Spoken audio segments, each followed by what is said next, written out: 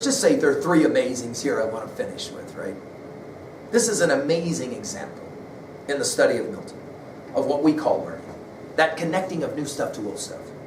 Everything Milton learns, he works to try to find a way to connect into something new he's creating.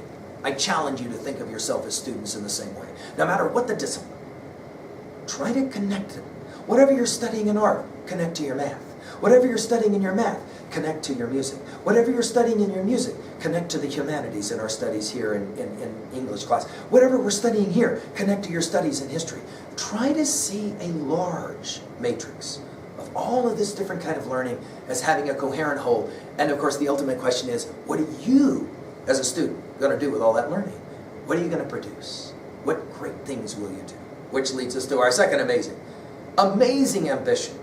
The Matthew 25 passage proves, I think to me, that Milton believed all his life he still had things to accomplish, even though, our last poem, even though he's losing his sight and the light is going away. By the way, we're going to hear about light right away at the beginning of Paradise Lost.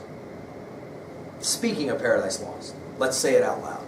It is an amazing accomplishment. I want to teach you how to read Paradise Lost so that you can truly enjoy this most amazing of poems. Come back and we will introduce you in a lecture about Paradise Lost in an introductory lecture, and then I want to spend one lecture with each one of the books of Paradise Lost to help you begin to really appreciate how to read that classic epic poem by this most amazing writer, John Milton. Thank you for letting me introduce you to him through these poems.